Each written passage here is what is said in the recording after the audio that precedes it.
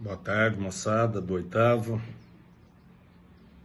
Vamos continuar aí com a nossa matéria, falando dessa idade moderna, que ela vem aí marcando uma diferenciação da idade medieval e acaba sendo um marco, né? A idade moderna para tantas coisas existentes. Nós vimos na aula passada a respeito de alguns processos, né, que levaram às transformações nas sociedades europeias, que foi a passagem do feudalismo ao capitalismo, formação dos estados nacionais, o movimento de reforma, o desenvolvimento da ciência natural e o da imprensa, né, a invenção da imprensa. Agora nós vamos falar sobre o Renascimento, que também não é uma coisa nova para vocês. Dentro da história, vocês já estudaram isso, então só vão rever algumas coisas para vocês começarem a entender os filósofos desse tempo. Estou falando desse momento histórico, desse contexto histórico, para vocês entenderem os filósofos que vão comentar sobre esse tempo vigente, né? Esse tempo deles aí. Então, o Renascimento, ele foi um movimento cultural que contribuiu para essas transformações. Então, por isso esse nome, né? Renascimento, nascer de novo. Nascer de novo do quê? Daqueles escritos lá da greco-romano, aquilo que havia muito tempo, então, escondido, e a razão, ela então volta a ser à tona.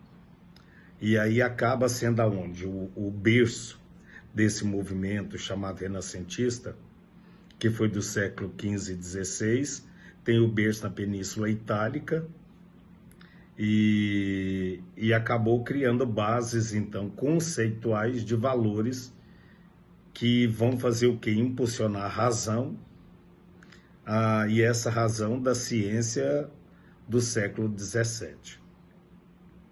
E ela foi inspirada no humanismo, que era um movimento de intelectuais que defendiam o estudo da cultura greco-romana, que eu acabei de falar para vocês, né? E o retorno às suas ideias de exaltação ao ser humano e de seus atributos, como o quê? Como a razão e a liberdade. O Renascimento, ele acaba propiciando também o desenvolvimento de uma mentalidade racionalista. Aquelas coisas mais voltadas para o âmbito do divino, da fé da Igreja Católica, ela não acaba. Mas eles tentam a humanização do divino, tá? Como vocês vão ver aqui no decorrer que eu vou explicando. Então, eles tentam desenvolver essa mentalidade racionalista e aí revelam, então, uma maior disposição para investigar. Investigar o quê? Tudo que está acontecendo no mundo, os problemas do mundo. E esse indivíduo moderno, ele vai aguçar o espírito de observação sobre a natureza. Com qual intuito? O intuito, então, de prever para prover. Olha como que seria isso. Porque ele vai dedicar mais tempo à pesquisa e abre a mente ao livre exame do mundo. Agora é permitido, enquanto a Igreja Católica ela segurou isso durante muito tempo. E esse conjunto de atitude vai contrapor, claro, a essa mentalidade medieval típica, né? Que era influenciada pelo pensamento contemplativo da fé, e esse pensador moderno buscaria, então, não somente conhecer essa realidade, mas também descobrir as leis que a regem e os fenômenos naturais. Que isso, então, seria o quê? O objetivo era prever para prover, como depois eles demonstraram isso mais tarde. Agora, isso não significou, porém, um completo abandono, como eu disse para vocês, de questões cristãs medieval. porque se nós observarmos, esse fundo religioso ele vai persistir nas obras aí, ó, que a gente vê de artistas que foram desse período, né? Então, agora, o que acontece com esse pessoal? Esse pessoal que vai desenvolvendo essa mente, que está trabalhando com a razão, claro que vai sofrer perseguição, porque a igreja ainda está bem forte. Então, aquela Inquisição, aquela velha Inquisição que vocês estudaram na Idade Média, ela vai estar forte. Então, eles dizem assim, ó, a transição da mentalidade científica para a moderna não foi um processo súbito e sem resistência. As forças que eram ligadas ao passado medieval vai lutar duramente contra a transformação que acabavam sendo desenvolvidos. E aí vão punir muitos pensadores da época.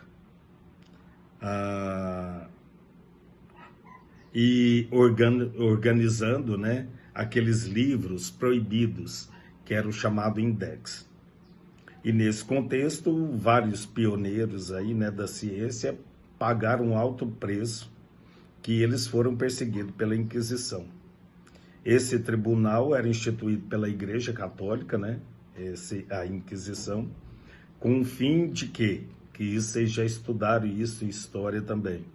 Descobrir e julgar os responsáveis pela propagação de heresias, concepções contrárias aos dogmas da Igreja Católica.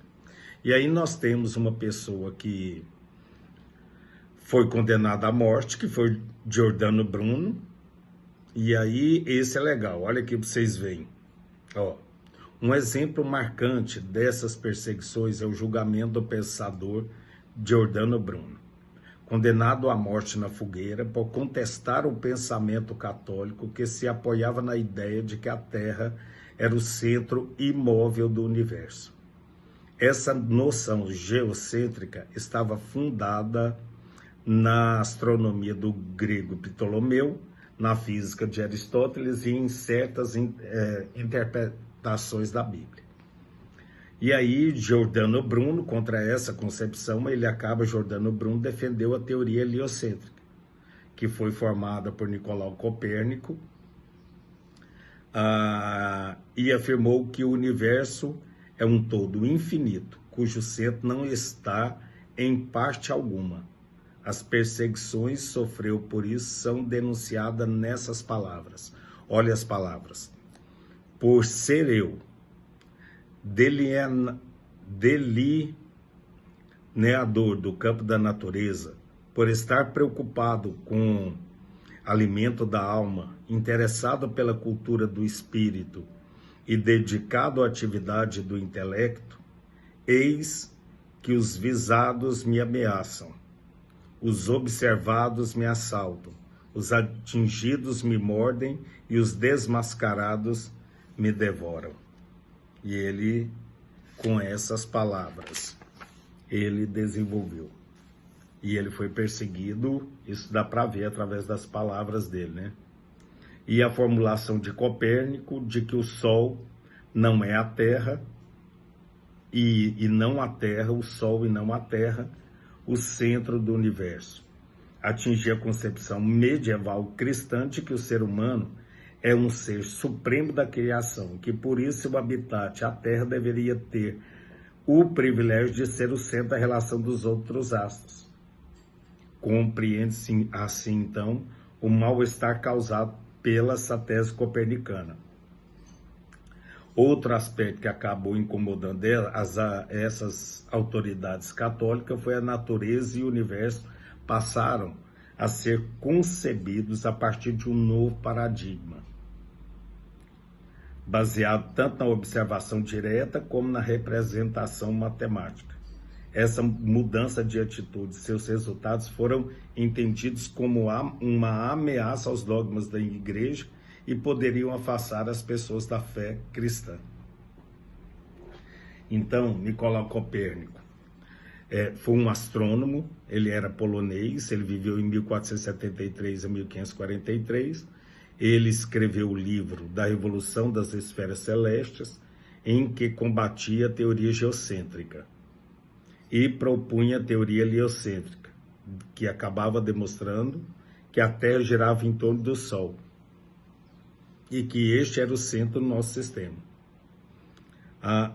O revolucionário livro de Copérnico só foi publicado no ano da sua morte, que foi em 1543.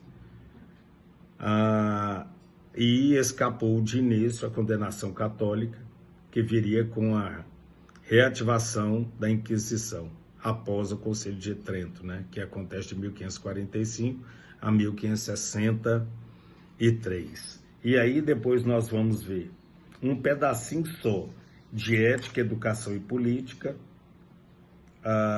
as bases da ciência moderna, né?